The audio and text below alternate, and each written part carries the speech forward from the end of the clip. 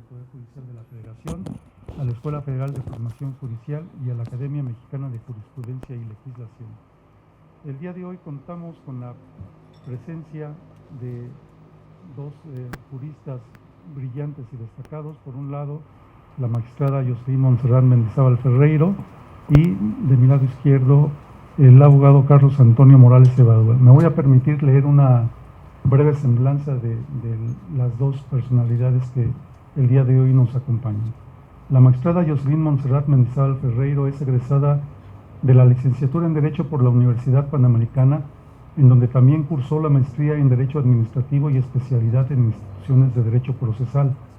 Ha participado en diversas actividades extracurriculares, entre las cuales se destaca como panelista en el coloquio Un análisis del derecho a la vida de las mujeres y niñas libre de discriminación y violencia, organizado por Women's League Worldwide en conjunto con la Escuela Judicial de Honduras y el Centro de Derecho de las Mujeres del mismo país.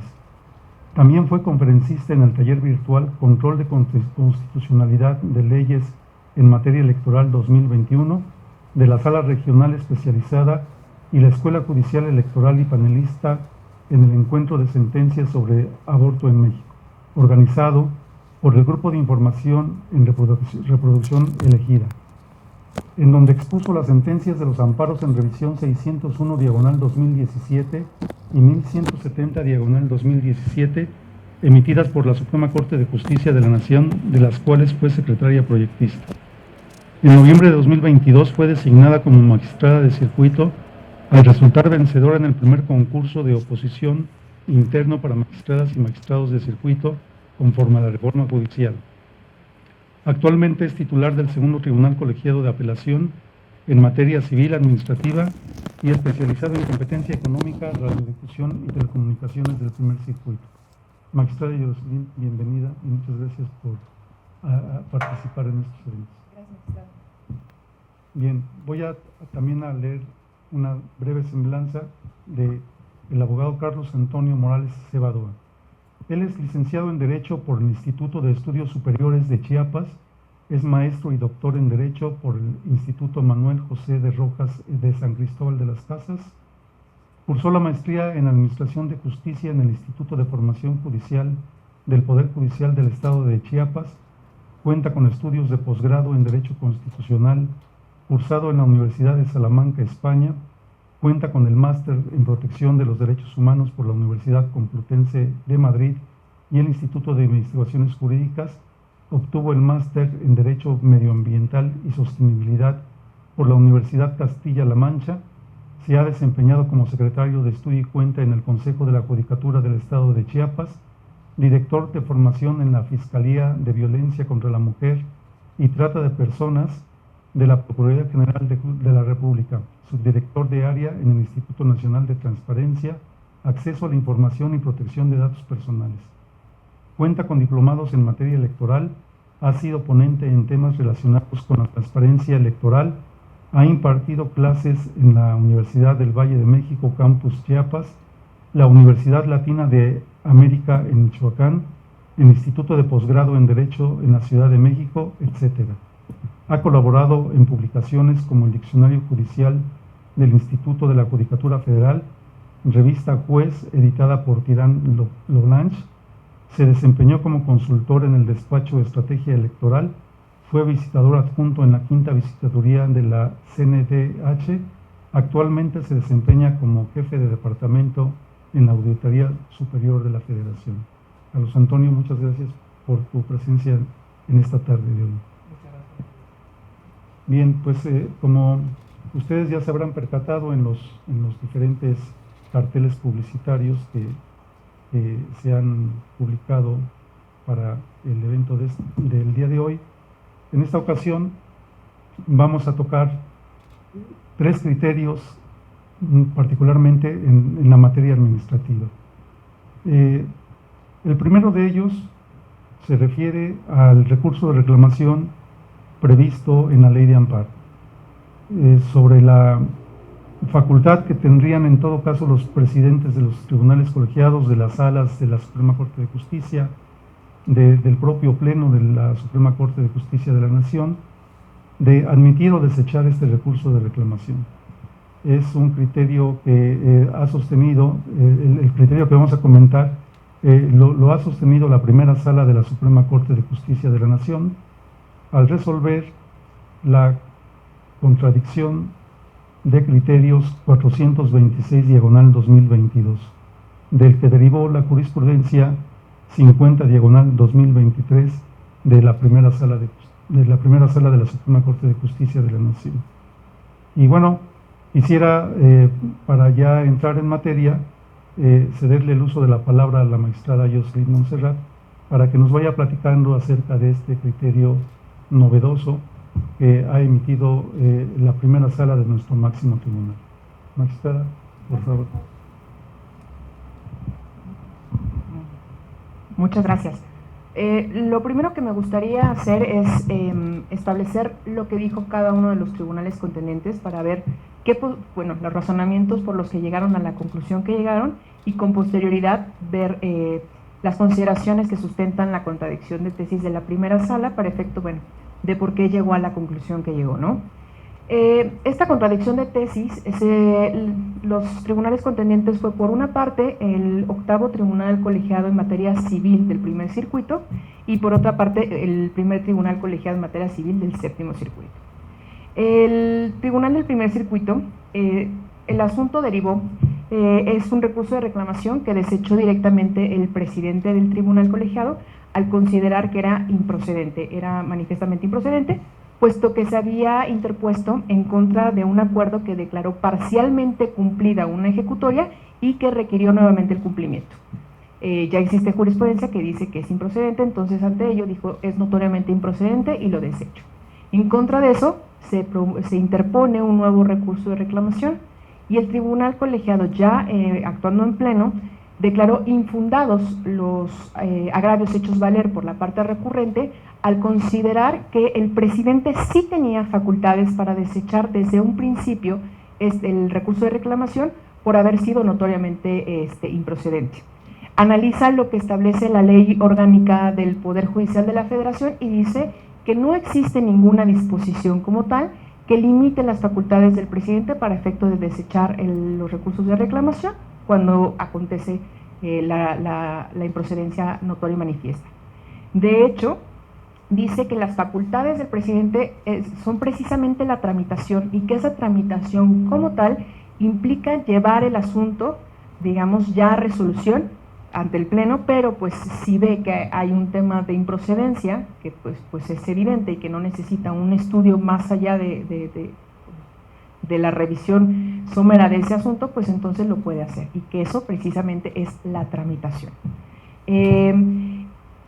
Lo que sí especifica es que como tal no puede desechar cuando se necesita un estudio de fondo, eso solamente lo puede hacer el tribunal colegiado actuando en pleno, pero que si existe alguna causa notoria y manifiesta, que podría ser que la improcedencia derive de la propia ley o derive de un tema de jurisprudencial que haya determinado ya la improcedencia, pues entonces sí tiene facultades para desecharlo.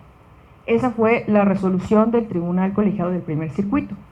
Ahora está el tema de lo que estableció el colegiado del séptimo circuito. En estos habían reclamaciones que se habían desechado respecto de diferentes acuerdos y que se desecharon porque eran notoriamente improcedentes. Perdónenme, se fueron a reclamación en contra de esos acuerdos y lo que hace el presidente es admitirlos. Y al momento en que los admite, ya en la resolución de fondo que hace el pleno del tribunal colegiado, dice que fue digamos, desinfundada la reclamación, pero hace una consideración en las resoluciones correspondientes en las que establece que el presidente no tiene facultades para poder desechar desde un inicio la reclamación, aun cuando fuera improcedente, porque dice que esa decisión tiene que ser colegiada y que así lo determina incluso la propia ley de amparo, ¿no? En el artículo 105. Y que, porque afirmar lo contrario podría implicar desconocer la imparcialidad con la que tendría que resolverse el recurso de reclamación, puesto que la propia ley establece que será ponente uno de los magistrados que no sea el presidente, uno diverso, ¿no? Entonces que ellos hacen la interpretación que eso implica que entonces solamente las reclamaciones pueden resolverse por parte del pleno del órgano colegiado, ¿no? Ya sea tribunal colegiado o sea la Suprema Corte de Justicia, ¿no? Esto es digamos, los asuntos que se pusieron en contradicción y que se pusieron en conocimiento de la primera sala de la Suprema Corte de Justicia. En un principio, la sala determina si hay contradicción. Los criterios evidentemente son contradictorios, parten de situaciones fácticas iguales y resuelven de forma contradictoria. Entonces, pues da entrada a la contradicción, dice que es existente y fija el punto de contradicción para determinar si el presidente tiene facultades para desechar la reclamación cuando advierta la notoria y evidente procedencia, o si eso nada más lo puede hacer el pleno del tribunal colegiado. Hace un análisis y hace un reconocimiento de que a partir de la legislación de la materia, de la ley de amparo, de la ley orgánica del Poder Judicial, pues sí se puede entender que las decisiones en materia de reclamaciones por regla general tiene que hacerse de forma colegiada, lo tiene que resolver el pleno del órgano colegiado. Sin embargo, hace una excepción, y es muy claro de decir, cuando exista una procedencia evidente, ya sea por disposición constitucional o por disposición legal, o bien por una interpretación jurisprudencial que haya hecho un órgano competente para ello, el presidente sí tiene facultades para desechar desde ese momento el recurso de reclamación. Entonces, él dice que bueno, se inclina un poco más por lo dicho por el primer circuito para efecto de decir que eso no desconoce la parte de la colegiación. ¿Por qué? Porque la colegiación seguirá existiendo en el momento en que, siendo procedente de inicio la reclamación, pues quien tiene que resolver ya el fondo como tal será el propio pleno del órgano, ¿no? Bueno, además también puntualiza, como lo hizo el órgano correspondiente de uno de los contendientes, que esto solamente puede aplicar cuando la improcedencia sea evidente, o sea, que no requiera un estudio, digamos, mayor, sino que se advierta directamente porque pues así lo establezca la ley o porque así lo establezca la jurisprudencia, como fue el caso que analizó el del tribunal de primer circuito. Y aparte dice, esto no deja en estado de indefensión, porque en su caso, si la parte correspondiente está en contra de lo que determinó el presidente al momento de desechar el recurso de reclamación, esa decisión puede ser recurrida nuevamente en un recurso de reclamación, y este recurso de reclamación sí tiene que ser conocido y resuelto en su totalidad por el pleno del órgano. Y entonces dice, ahí digamos que sí se protege el derecho de los particulares para efecto de que todo se haga conforme a derecho. Y este fue, digamos, el criterio que sostiene la primera sala de la Suprema Corte, y que pues sí tiene un impacto bastante, digamos, importante en el actuar día a día de los órganos colegiados, ¿no? Y bueno, y de la propia Suprema Corte. Y esto es a grandes rasgos lo que se resolvió. Gracias, magistrada. Pues muy interesante. En realidad aquí, bueno, en principio me parece que habría que acotar que el criterio de la primera sala está referido particularmente a las facultades de los presidentes de los tribunales colegiados de circuito. Entonces, como lo comentaba la magistrada, si los presidentes de los tribunales colegiados de circuito pueden o no en un momento dado desechar el recurso de reclamación, o si esto corresponde al pleno de cada tribunal de circuito. Y dentro de lo que comentaba la magistrada hay un tema acerca de la indefensión de los justiciables, y es justamente lo que yo quisiera pedirle a Carlos Antonio nos comentara acerca de este punto. A mí me llama la atención si un recurso es desechado por su notoria improcedencia, como lo señalan aquí en este criterio, si esto no impacta en realidad a los medios de defensa que tienen los justiciables, si esto no merma la posibilidad de que los justiciables puedan interponer o hacer valer medios de defensa. Carlos Antonio, ¿qué opinión te merece este criterio? Sí, gracias. Bueno, la propia jurisprudencia menciona ahí que no queda en estado de indefensión el justiciable porque puede recurrir, por ejemplo, diversos recursos de reclamación, que sí se va a resolver de manera colegiada.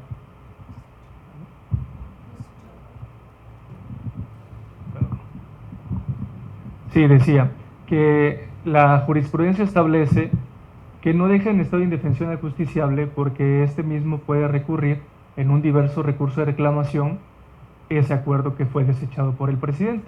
Y ese sí podrá ser resuelto de manera colegiada, como comentó la magistrada. Me parece que también aquí va a influir un poco la manera como se manejan las presidencias en los tribunales colegiados, porque de entrada, o sea, la pregunta fue, ¿puede por sí mismo un presidente de un tribunal colegiado desechar un recurso cuando es notoriamente improcedente?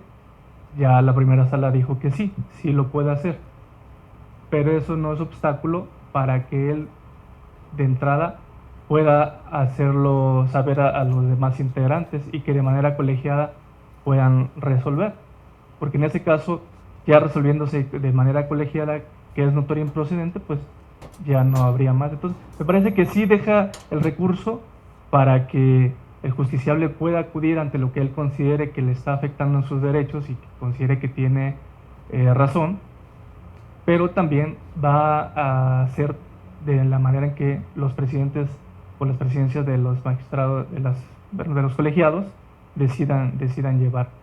Al final, comentábamos hace rato, siempre probablemente se va a recurrir cuando el presidente lo deseche, pero deja a salvo los derechos del justiciable. Muchas gracias.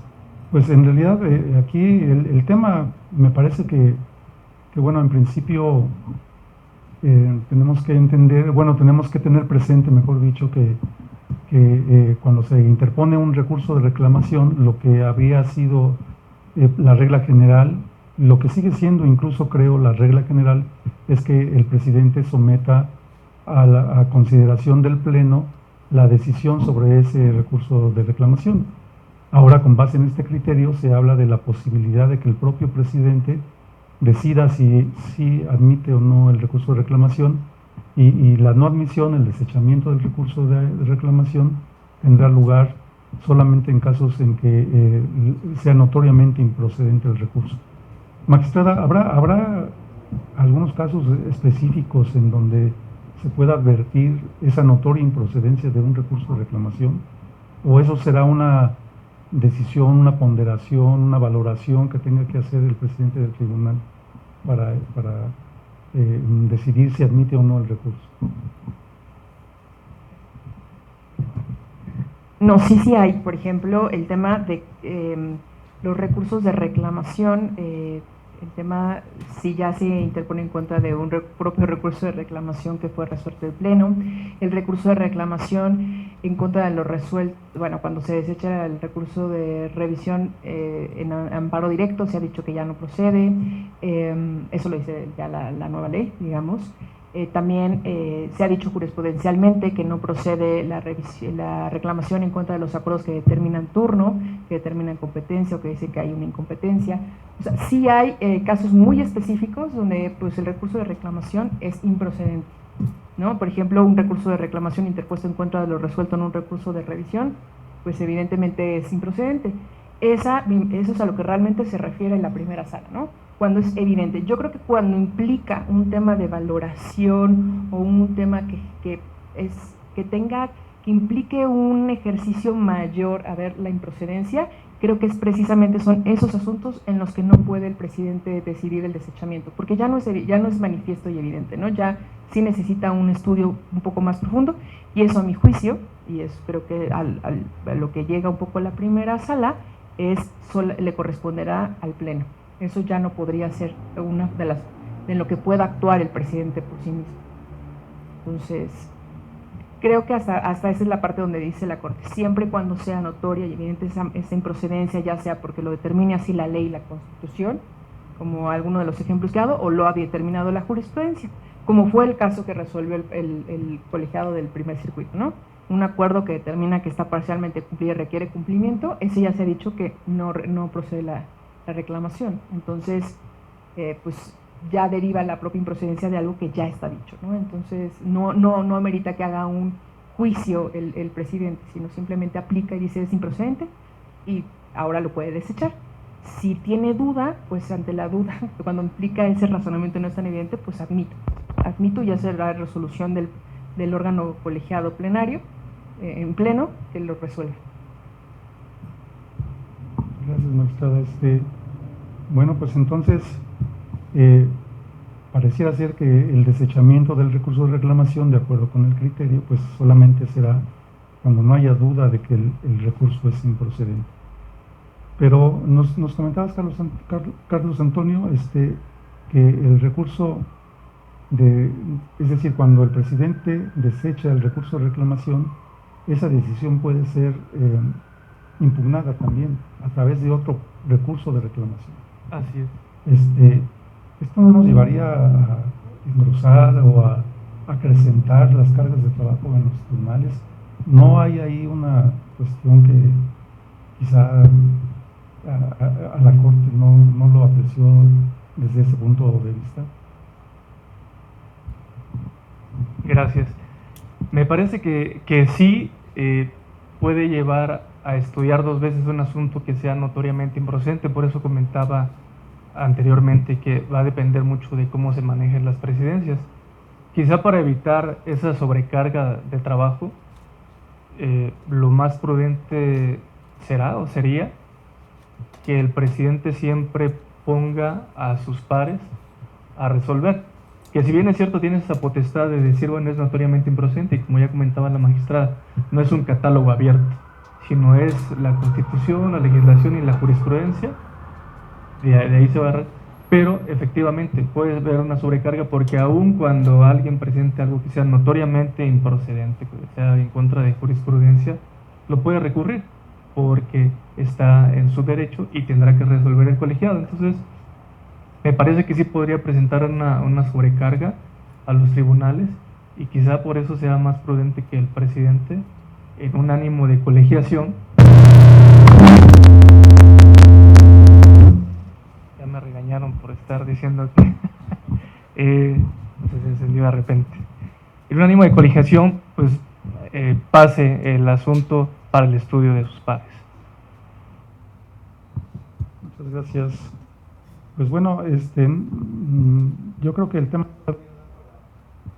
para muchos comentarios, porque sin duda que, como decía la magistrada, esto puede tener muchas repercusiones. A mí me gustaría que ustedes que están aquí presentes participaran, pero quisiera también que para llevar un orden y método en el procedimiento, dejáramos al final de la sesión una ronda de preguntas para que incluso ahora que vamos a pasar a los comentarios de los siguientes criterios, pues vayan ustedes tomando nota de las preguntas que nos quisieran formular. Sobre el tema de este criterio que acabamos de comentar, que bueno, voy a leer el rubro, que me parece que es importante tenerlo en cuenta. El rubro de este criterio que acabamos de comentar dice: desechamiento del recurso de reclamación. Las presidencias de los tribunales colegiados de circuito pueden decretarlo cuando adviertan un motivo notorio e indudable de improcedencia. Y bueno, pues sobre la base de lo que ya nos han comentado nuestros ponentes del día de hoy, pues repito, es muy interesante y ojalá que al final pudieran ustedes enriquecer con algún comentario. Entre tanto, normalmente en estos programas de martes de jurisprudencia se trata de comentar alrededor de 2 o 3 criterios jurídicos de los tribunales federales, pero en esta ocasión me voy a con el permiso de nuestros ponentes y el de ustedes, desde luego, que abordemos en un mismo tiempo los dos siguientes criterios, porque están referidos a la misma materia. Y, sin embargo, por un lado se sostiene un sentido, un criterio en un sentido, y la otra tesis aborda ese mismo problema, pero desde otro punto de vista, con otra conclusión completamente diferente. Los dos criterios se refieren al recurso de revocación previsto en el artículo 210 de la Ley General de Responsabilidades Administrativas. Por un lado, hablamos de un primer criterio del primer tribunal colegiado en materia administrativa del primer circuito, quien sostiene que este recurso de revocación es optativo para los particulares interponerlo o no antes de acudir directamente al juicio de nulidad a controvertir la resolución que se les impone, en la que se les impone una sanción administrativa derivada de la comisión de conductas no graves. Y por otro lado, el criterio del segundo tribunal colegiado en materia administrativa del del séptimo circuito, refiere que este recurso de revocación previsto en este artículo 210 de la Ley General de Responsabilidades Administrativas es necesario agotarlo antes de acudir a este juicio de nulidad ante el Tribunal de Justicia Administrativa correspondiente. Entonces, les decía yo, hay estos dos criterios contradictorios, que incluso está denunciada la contradicción de tesis ante la segunda sala de la Suprema Corte de Justicia de la Nación. Es la contradicción de tesis, la contradicción de criterios 149/2023. Entonces, magistrada, pues le cedo el uso de la palabra para que nos comente estos dos criterios que sin duda también son muy interesantes. Gracias. Pues ya lo explicó bien el magistrado, son dos criterios, abordan el mismo tema, nada más que aquí resuelven de forma contradictoria, ¿no? Me voy a referir a lo resuelto primero por el segundo tribunal colegiado en materia administrativa del séptimo circuito. En este asunto hay un procedimiento de responsabilidad que termina con una sanción en contra del servidor público. El servidor público opta por el juicio contencioso administrativo, mismo que se desecha. Y se desecha con el argumento efectivamente que no se había primero ejercido el recurso de revocación. En contra de esa determinación de desechamiento hay recurso de reclamación, este recurso de reclamación se declara infundado. Ahora, en contra de esta resolución, pues se va a amparo directo y el colegiado respectivo niega. Y niega diciendo que ese recurso no es optativo y que sí se tiene que agotar antes de ir al contencioso administrativo. Esto lo hace a partir de inicio de un análisis del trabajo legislativo que dio origen a la nueva Ley General de Responsabilidades Administrativas.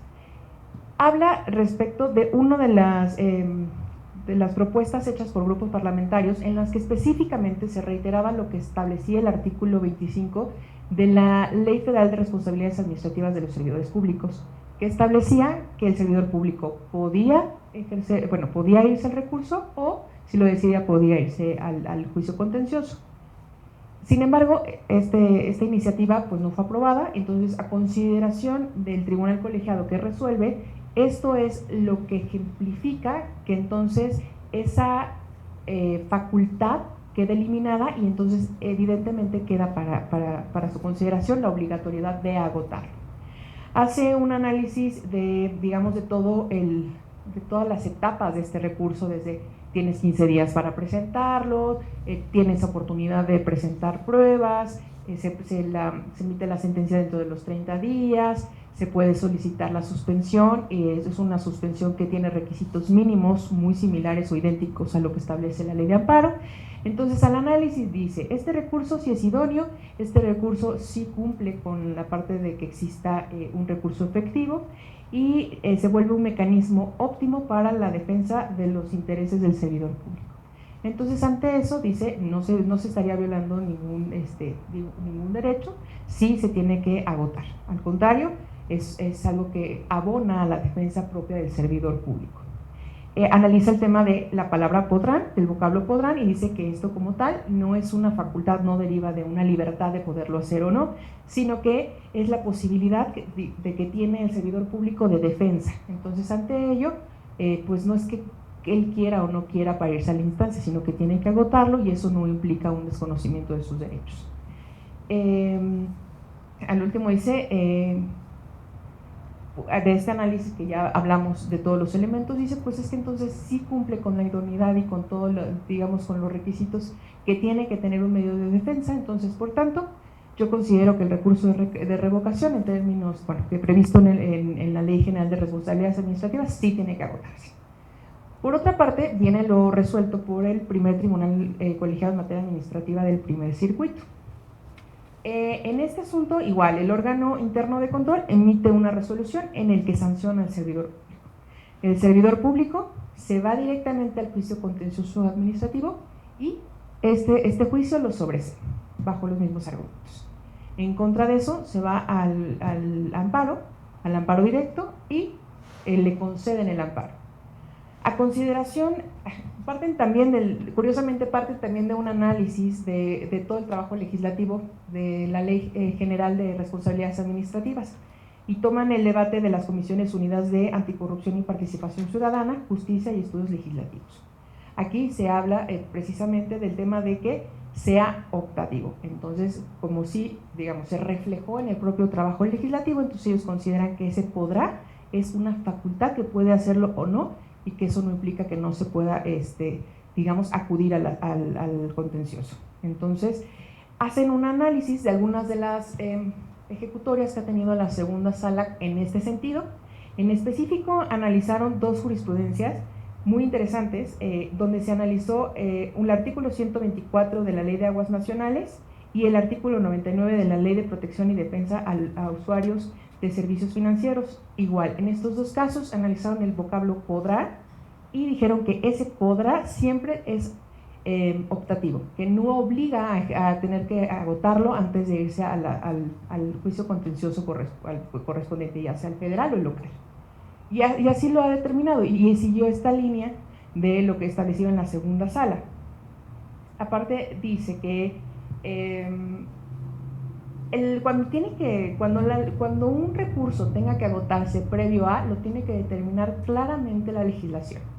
Si la legislación en este caso hubiese dicho tendrá, deberá, para efecto de las consideraciones o del razonamiento del tribunal siguiendo lo de la segunda sala, entonces sí, está obligado a agotarlo. Pero como da esta facultad, el podrá, pues entonces pues es esa libertad, y esto a juicio del primer tribunal pues cumple con la protección que tiene que tener todo gobernado, y más lo hacen énfasis en términos de la propia reforma en materia de derechos humanos que se estableció en la Constitución y en las leyes que derivan las secundarias. Entonces, pues esto es por lo que ambos tribunales llegan a resoluciones completamente diferentes. Como dice el magistrado, esto ya está denunciado como una contradicción de criterios y será resuelto por la sala de la Suprema Corte.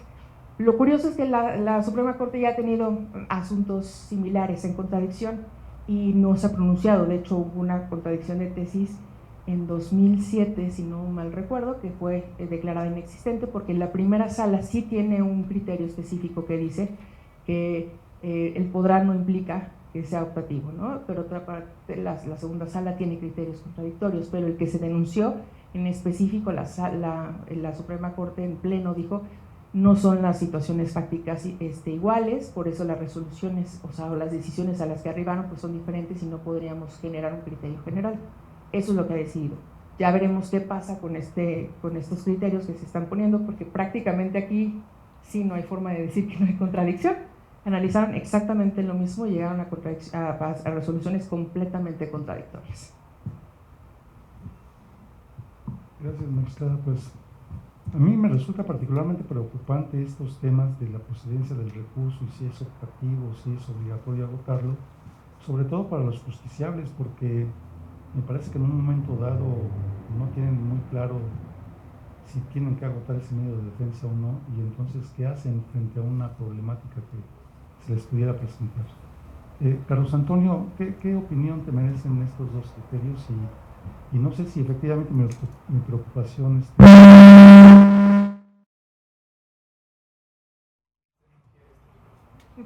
Sí. Bueno, pues Carlos Antonio, Sí. te cedo el uso de la palabra. Gracias.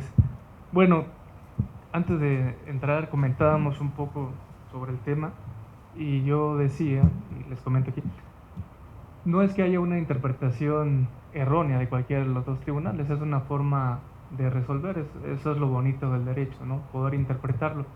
En los dos casos, por ejemplo, en el primero que leyó la magistrada, desde mi punto de vista se utiliza la interpretación gramatical y teleológica. Se va a la finalidad que quiso tener el legislador. Y dicen, bueno, el podrá es optativo. Del otro lado, utilizan la teleológica también, es decir, se van también a lo que quiso decir a los debates, pero terminan con una interpretación contraria, ¿no? O sea, los dos fueron la misma fuente de interpretación, pero los dos van en sentido contrario. Aquí es sistemática y funcional porque va acorde con la legislación que se ha desarrollado en materia de responsabilidad administrativa e incluso dinámica, ¿no? Con toda la evolución que ha tenido la materia de responsabilidad administrativa. Y efectivamente yo creo que cuando la segunda sala resuelva, y por ahí podrán hacer ustedes sus apuestas por qué lado se inclinará, tendrá que abordar eso, qué es lo mejor para el justiciable, ¿sí? Si que sea optativo o que tenga que agotarlo. También habría que ver si el que agote es un recurso efectivo, ¿sí? Porque si no es efectivo, ¿de qué me sirve a mí recurrirlo si al final no voy a tener forma de revocar el criterio que primigeniamente se emitió? Me parece que ojalá que la Corte resuelva pronto esto, porque efectivamente sí puede provocar muchos problemas. En este caso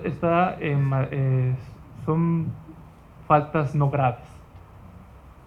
Pero si yo estoy con la certeza de que es optativa y me voy y resulta que siempre no, pues bueno, voy a tener consecuencias pues que difícilmente se podrán subsanar. Entonces, están estas, ya como decíamos, ya están las contradicciones, si ustedes checan, recurren prácticamente a lo mismo, ¿no? Les decía, se van a los debates legislativos, pero tienen conclusiones diversas, y eso es lo interesante del derecho, de la interpretación que podamos tener. Sé que no pueden manifestar a qué lado creen que irá a resolver la Corte, pero bueno, ya en privado ya quedaremos para dónde, y ustedes también, ¿no? Hacemos una comida, qué criterio gana. Me parece que sí, regresando, es importante que se resuelva en beneficio del justiciable. Eso es lo más importante, y se tendrá que ver el derecho de acceso a la justicia, me parece también que el pro persona y la efectividad del recurso al que se vaya a recurrir. Creo que serán parámetros para resolver la contradicción. Bueno, pues en realidad creo que la segunda sala sí tiene un problema complicado por resolver. Yo lo que advierto aquí es que hay una serie, según lo que nos han comentado la magistrada y Carlos Antonio, hay un problema aquí pues que primero surge de los métodos de interpretación, y a mí me llama la atención que utilizando ambos tribunales el mismo método de interpretación hayan llegado a una conclusión completamente diversa. Y por otro lado, parece ser que no solamente el problema se queda ahí en qué método de interpretación o el alcance que tiene el vocablo podrán, sino que también están involucrados temas como el derecho de acceso a la justicia, el derecho pro persona o el principio pro persona, en fin, otros temas que también son de gran trascendencia y de los que seguramente se ocupará la segunda sala de la Suprema Corte de Justicia de la Nación. ¿Qué otro tema se pueden advertir de estos criterios, magistrada, que nos pudieras comentar de estos criterios contradictorios? O sea, de la parte, perdónenme, se me está cerrando la voz. En el sentido de qué procede, ay, gracias. ¿De qué más podríamos analizar aquí? Pues yo la verdad es que, o sea, lo que yo veo aquí, el tema central, y creo que es el tema de generar seguridad jurídica, porque lo estamos viendo en una misma, digamos, en una misma emisión de jurisprudencias, están saliendo criterios completamente contradictorios, ¿no?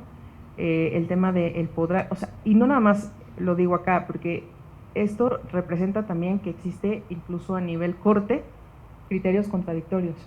Entonces la sala podrá resolver, pero eso no implica que también exista un criterio de la primera sala que diga que el podrá no implica que no lo tengas que agotar. Entonces va a un escalón más de decir, la primera sala sigue sosteniendo esto y si lo sigue sosteniendo entonces tendría que haber una contradicción de tesis a nivel pleno. Entonces, porque si no, pues uno podría decir, pues entonces tengo un criterio de la primera sala, que de hecho ya encontré la jurisprudencia que es la 148 de 2007, pero por otra parte lo que resuelva la segunda sala, que yo sí lo adelanto, o sea, pues yo sí creo que lo puedo, o sea, digamos, por la línea jurisprudencial que ha ido la segunda sala, hasta las últimas integraciones, el podrán sí lo toman de forma optativa, ¿no? Entonces, pues no se queda nada más abajo, ¿no? O sea, no se queda en los tribunales en lo que resuelva una de las salas, sino que va a tener que enfrentarse ya a criterios reales, porque ya creo que sí son más evidentes, a una escala de pleno. Ya veremos, esto ya tendrá la resolución correspondiente. El tema es precisamente también lo que comentaba, ¿no? Ejerciendo o haciendo uso de las herramientas de interpretación de iguales, llegar a conclusiones diversas está complicado, porque al final del día sí, todo parte del proceso legislativo. Unos utilizaron las discusiones de las comisiones, otros utilizaron las iniciativas que presentan, y a partir de eso llegaron a resoluciones completamente diversas. El tema de derechos humanos, hasta dónde, digamos, si el hecho de obligar a agotar es irnos en contra del principio pro persona y del tema de un recurso efectivo en términos del 25 de la convención, o sea, tiene que ser, no lo tienes que obligar porque entonces todo deriva de una estrategia de defensa propia de la persona que determine, no me voy a ir con la autoridad correspondiente, ¿por qué? Porque, pues, ¿para qué me voy con la autoridad? Porque además se presentan de la propia autoridad que emitió y ella va a ser la que resuelve, bueno, el superior jerárquico va a ser el que resuelve, o mejor me voy a la contenciosa, y en la contenciosa pues ya tengo otros elementos, ¿no? No lo sé, o también por lo pronto, cumple con todos los requisitos de idoneidad, lo estuve revisando, y el recurso como tal, pues puedes presentar pruebas, puedes suspender la ejecución de la resolución, sí tiene esas características propias que se requieren y que se obligan de un recurso idóneo, ¿no? Pero pues, no lo sé, o sea, yo me puedo cantar por una postura muy específica, pero sí hay como cosas positivas de un lado, que son reales y que la argumentación de uno de los colegiados, la verdad que de ambos colegiados se me hace pues bastante correcta. Además, lo estoy investigando y el primero colegiado tenía una postura diferente. En una de sus jurisprudencias previas tenía un criterio diverso. Iba más a lo que establecía el Tribunal del Séptimo Circuito, pero su criterio llegó a contradicción a la segunda sala y una de las resoluciones es el podrán es optativo, ¿no? Entonces, el criterio del colegiado también tiene una intención de seguir con lo que ya le estableció la Corte, ¿no? Entonces, son muchos aspectos que hay que ver y que tendrá que ver el órgano competente para resolver esta contradicción, para poder determinar un criterio uniforme, ¿no? Y uniforme no nada más en materia de responsabilidades, uniforme en todos aquellos recursos, como dice usted, que digan podrán. Podrán es obligación ejercerlo, o podrán, que en la palabra literal, de puedes o no puedes, y eso no significa que no te puedas ir a la siguiente instancia. Bueno, eso es lo que yo considero. La verdad es que sí nos urge una resolución general y no nada más en esta materia, que diga el podrán, ¿a qué nos referimos? Y como dice usted, porque pues entonces la seguridad jurídica, ¿a dónde queda? Porque hay muchas leyes que dicen podrán. Entonces, sí necesitamos un criterio que nos dé un poco de luz y que le dé luz a todos los órganos colegiados, ¿no? Incluso a la propia Corte.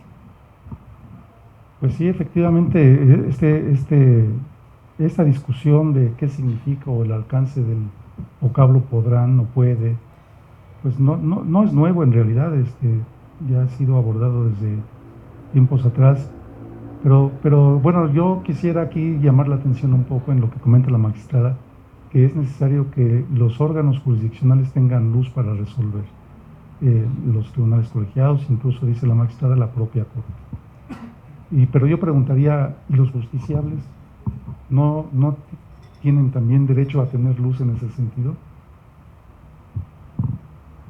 Sí, creo que son los principales que deben de tener luz, porque son los que directamente se ven afectados. Y justo sí se necesita tener claridad, ojalá que pronto la Corte dé claridad, porque, bueno, cuando, por ejemplo, nosotros, entiendo que la mayoría o todos aquí somos abogados, abogadas, cuando platicamos con alguien que no lo es, dicen, no, es que aquí la letra lo dice muy clarito, y en el derecho no es así. O sea, el podrán gramaticalmente es una potestad que se puede hacer o no, pero no necesariamente en este caso cuando se utilizan otras herramientas interpretativas, como lo utilizó un colegiado y dice, ok, ¿sabes qué? El podrás no lo vas a entender que puedes hacerlo o no, sino que lo vas a presentar. Y si abundamos, como decía, pues me voy a permitir leer muy breve.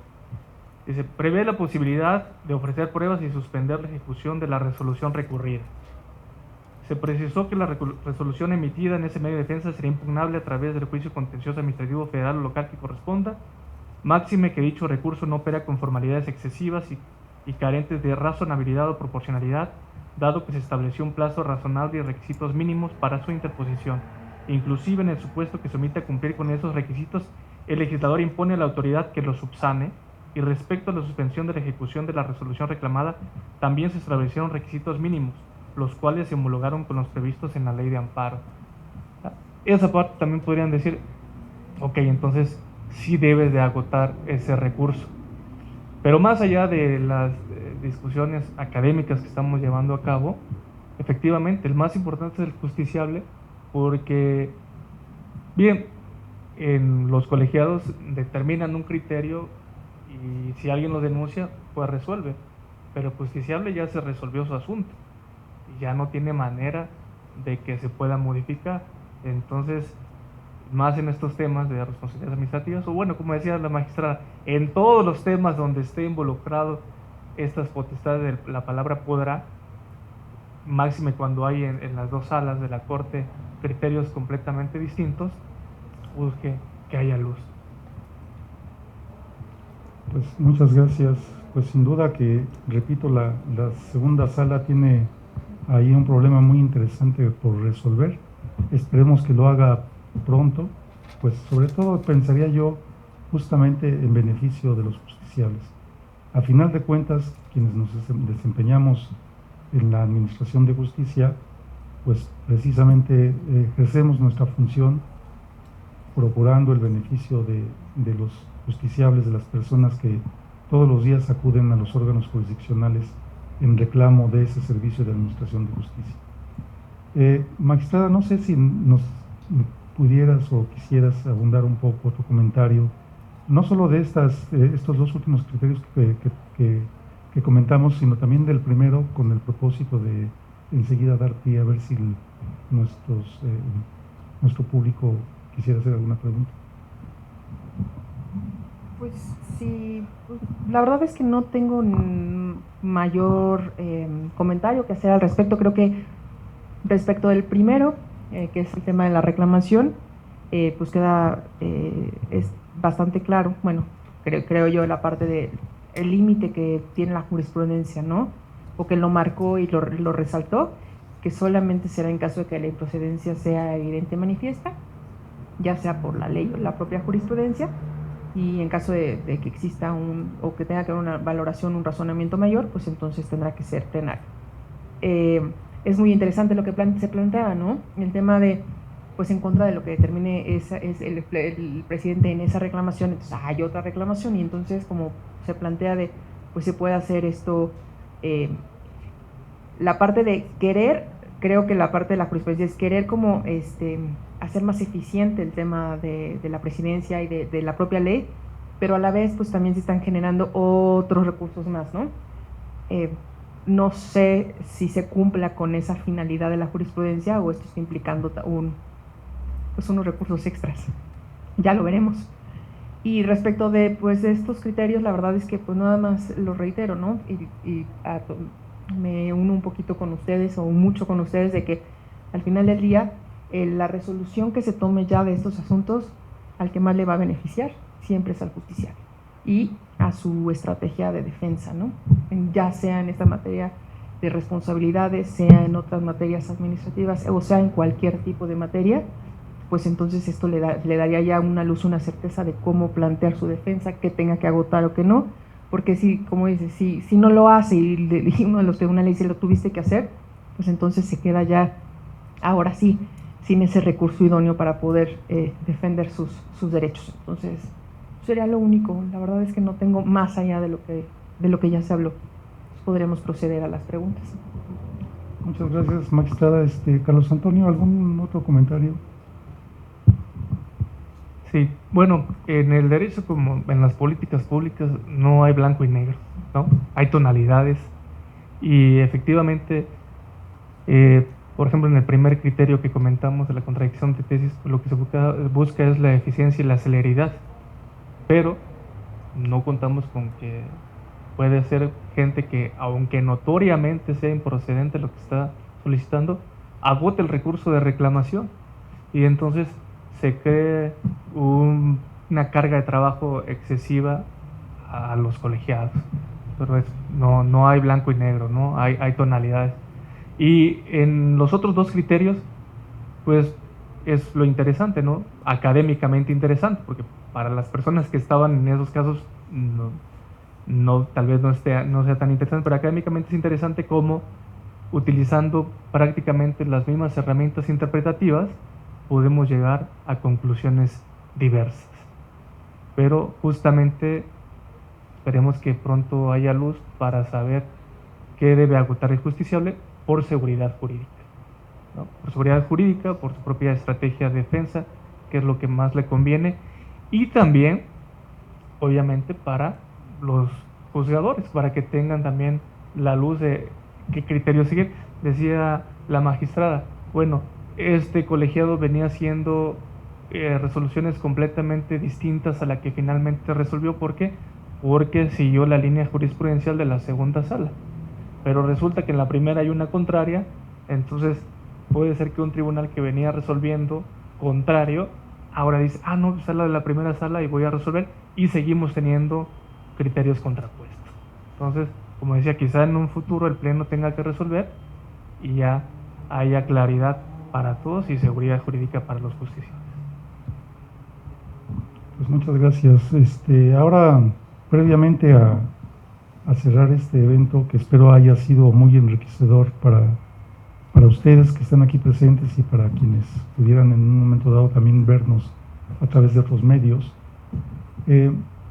pues también quisiéramos escucharlos a ustedes con alguna pregunta, algún comentario. Yo les pido por favor que se unan a estos comentarios, a esta crítica, a esta discusión, y que no nada más pues quienes hablemos seamos los que estamos aquí arriba. Así es que, ¿quién quiere tomar el uso de la palabra para hacer una pregunta? La que se les ocurra. Esperemos que podamos contestarla.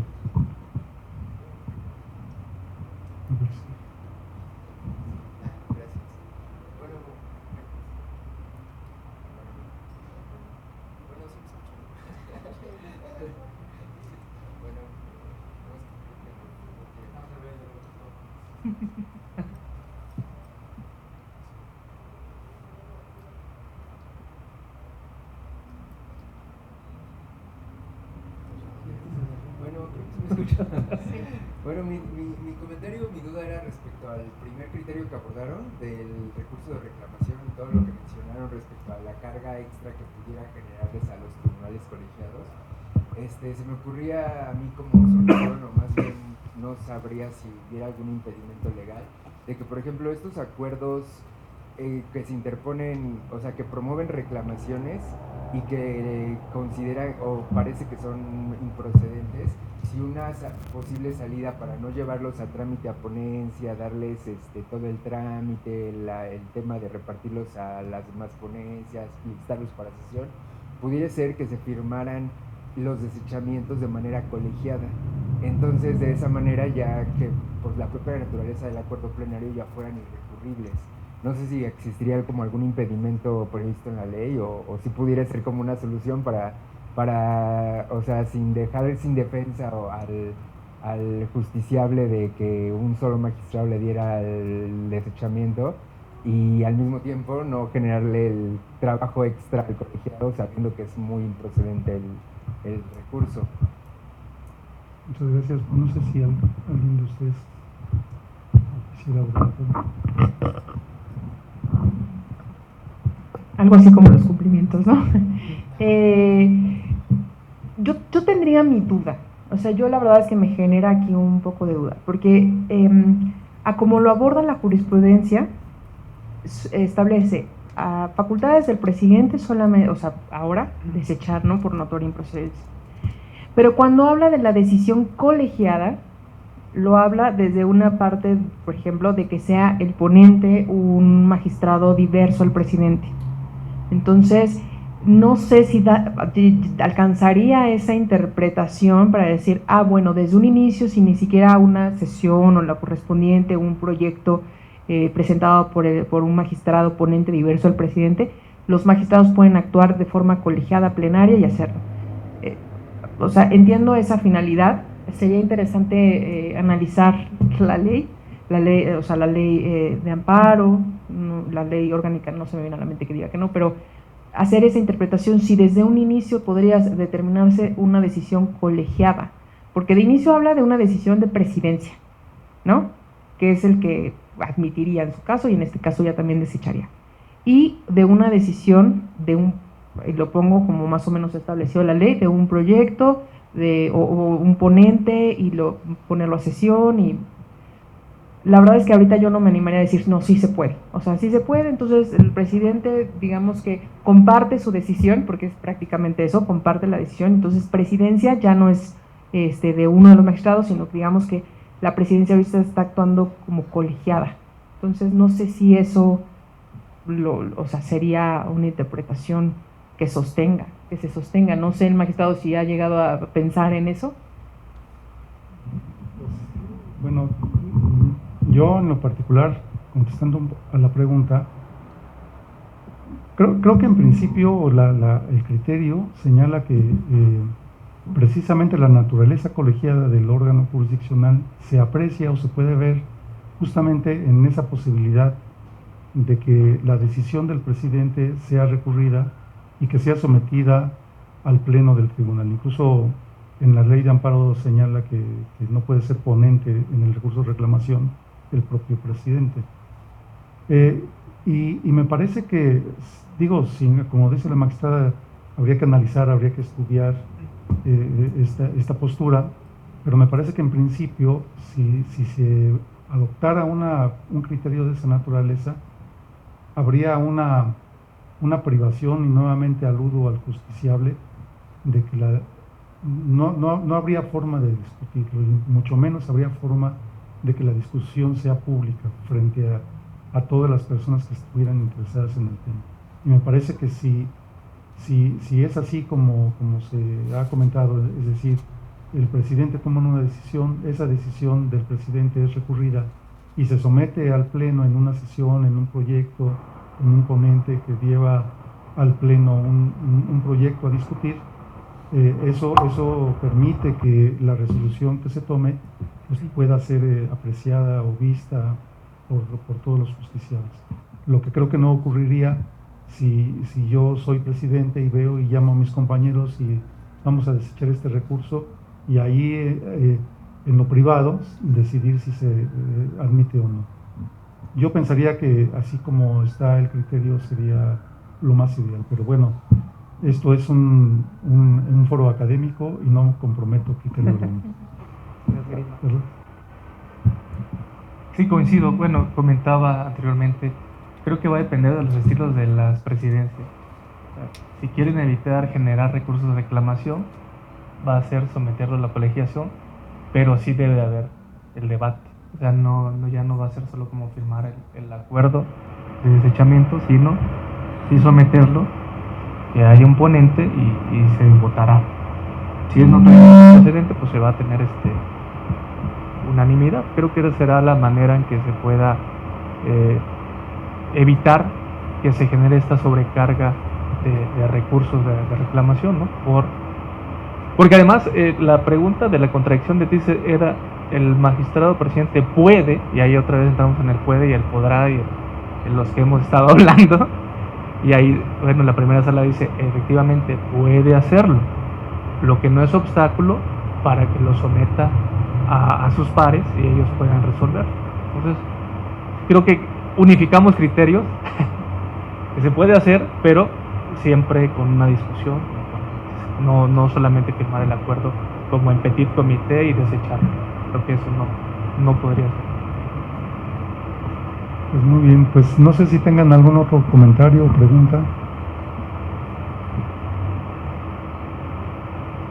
No. Bueno, pues entonces no resta sino que agradecer.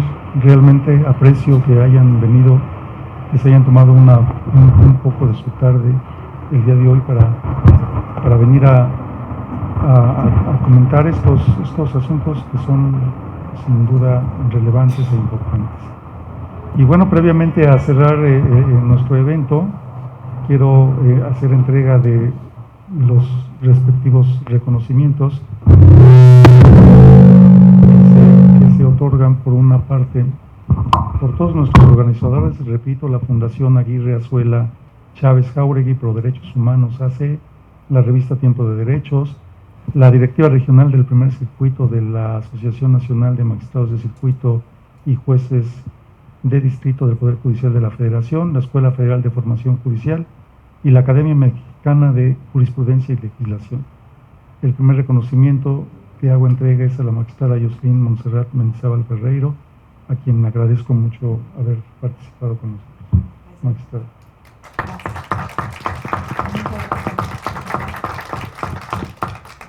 Y bueno, también entrego el reconocimiento correspondiente a Carlos Antonio Morales Cebadúa, a quien también agradezco mucho el haber estado con nosotros y habernos enriquecido con todos sus comentarios. Y pues nuevamente gracias a todos ustedes por habernos acompañado el día de hoy. Espero que nos podamos encontrar en los sucesivos eventos de Martes de Jurisprudencia. Muchas gracias.